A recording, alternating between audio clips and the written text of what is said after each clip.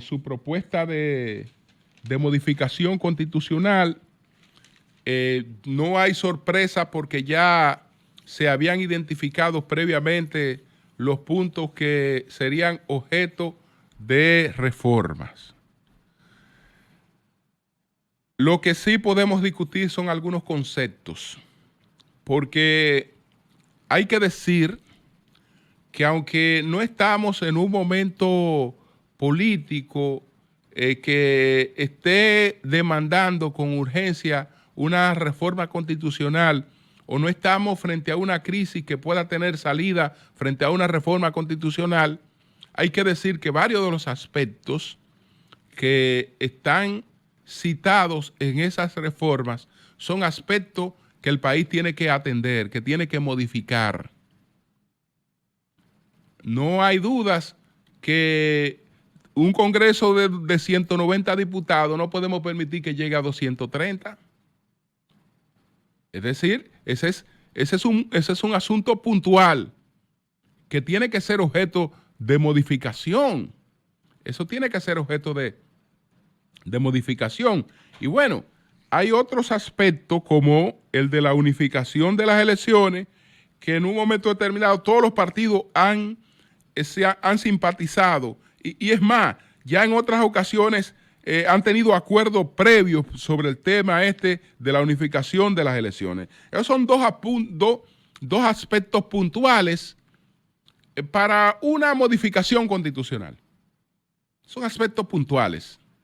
¿Qué es una modificación ordinaria, etcétera?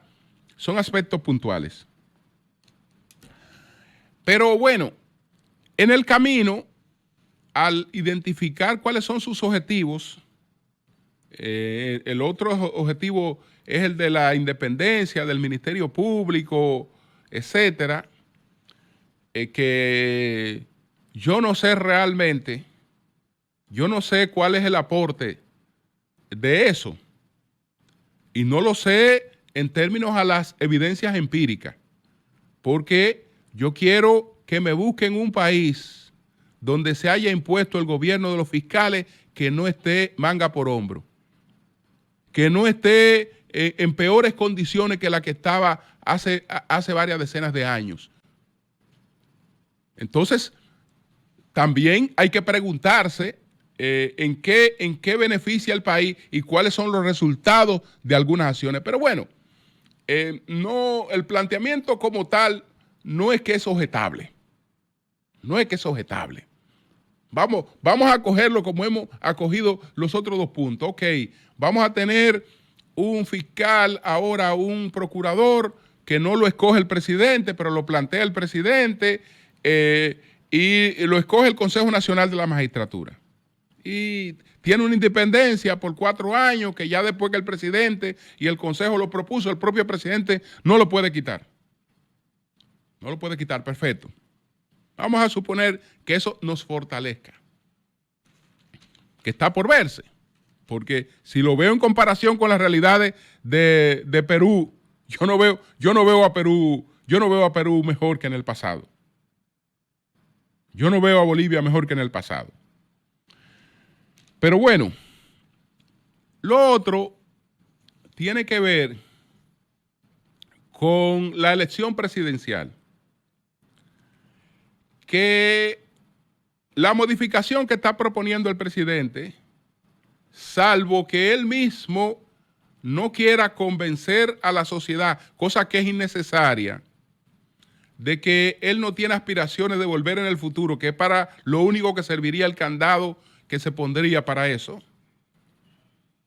Es para lo único que serviría el candado, porque como se trata de una nueva reforma constitucional, ya esa constitución se hace distinta para los fines de la primera elección del presidente, y todo el mundo lo sabe. Entonces, probablemente por eso se lleve al planteamiento de que, bueno, vamos a ponerle un candado. Incluso yo voy a ir más lejos. No es que no voy en el 28, es que no vuelvo.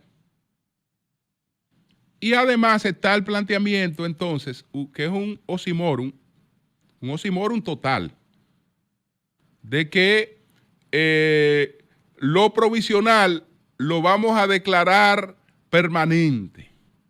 Eso es un oxímoron. Porque lo provisional, desde luego, no puede ser permanente. No puede tener carácter permanente ninguna medida que el legislador, el constituyente, la haya declarado provisional y de manera específica frente a unas circunstancias. Eso no puede tener un carácter permanente. Pero el presidente ha propuesto que ahora en la modificación constitucional se diga, mira, todo lo que había transitorio, decláramelo. Porque presidente, yo creo que en algunos aspectos, yo sé que él está rodeado de buenos constitucionalistas, pero debería buscar otros constitucionalistas. Porque aún estando rodeado de buenos constitucionalistas, ha cometido errores muy graves.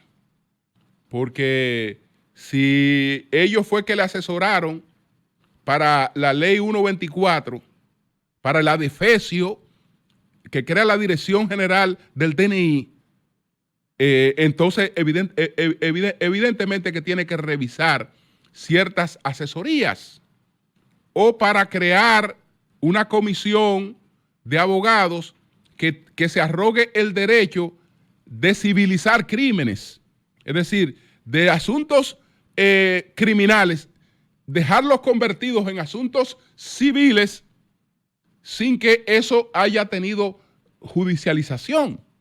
Eso es una cosa totalmente absurda y se ha permitido y se ha hecho, lo que quiere decir que el presidente necesita en muchos aspectos escuchar opiniones adicionales a las que ha escuchado, porque escuchando esa ya ha cometido graves errores.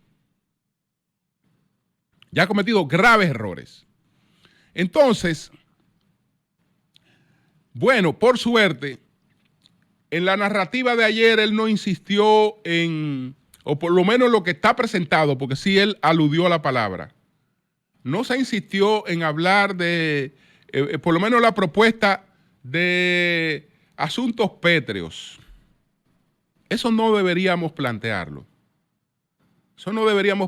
Porque en un régimen constitucional no existen los artículos pétreos, salvo una excepcionalidad que se confiere a un momento fundacional, porque es un momento que es el único que entrelaza el presente con el pasado.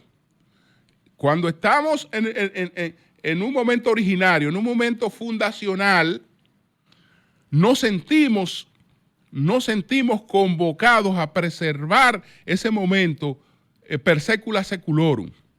Y entonces, a las cosas ocurridas en ese momento, que son tales como la definición del nombre de un país, su bandera, su tipo de gobierno, en nuestro caso que está definido como un gobierno republicano, civil, democrático, etcétera, etcétera, le llamamos pétrea a esas cosas porque son de difícil modificación, pero además porque tenemos un compromiso histórico con ellas. Tenemos un compromiso histórico con ellas y cada vez que nos sentemos a hacer cualquier modificación, tenemos que honrar ese compromiso histórico. En eso coincido plenamente con el padre del conservadurismo, Edmund Burke, que plantea que los pueblos siempre, a la hora de tomar sus decisiones, tienen tres compromisos que no lo pueden dejar nunca fuera de su agenda. Tienen a sus muertos, tienen como en primer lugar un compromiso con sus muertos, tienen un compromiso con sus generaciones actuales y tienen un compromiso con las generaciones que no han nacido. Entonces, ante todo acontecimiento, nuestros muertos, nuestra vida actual y la vida de los que aún no han llegado. Se gobierna siempre en base a esas cosas. Entonces, eso es lo que nos hace llamarle pétreo a esos artículos que son realmente incambiables porque cambian la naturaleza del país.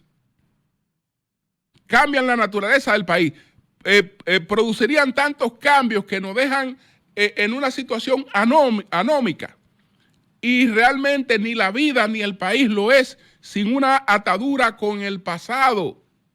Si de repente cualquiera de nosotros se le va la memoria, se le va el pasado. Y ya cuando eso ha ocurrido, gran parte de la vida ha muerto. Ha muerto porque no lo es un país sin su pasado, no lo es una persona sin su pasado, no lo es nadie si no tiene una conexión con lo que ha sido y de dónde ha venido, no lo es nadie. Entonces, eso es lo único que podemos considerar como Petro, pero es sobre todo por un homenaje histórico, porque en términos de los principios constitucionales, el carácter pétreo es contrario al principio número 1. ¿Cuál es el principio número 1? Que la soberanía es el poder supremo del Estado. Es decir, no hay otra cosa que esté por encima de un Estado que la soberanía. Y la soberanía se delega o se da al pueblo. El pueblo a su vez la delega. Cuando gente electa está tomando decisión, lo está haciendo en base a esa delegación soberana que le ha conferido el pueblo.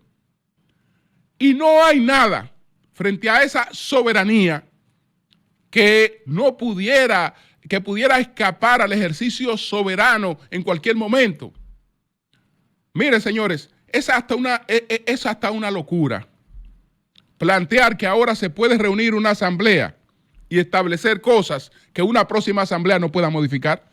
Porque, ¿y de dónde diablo usted se puede arrogar los poderes y las potestades de próximas asambleas? Usted no puede hacer eso. Usted puede actuar en la coyuntura en la que usted tiene una delegación soberana para actuar en función de esa coyuntura. Pero usted no puede establecer, eso es absurdo.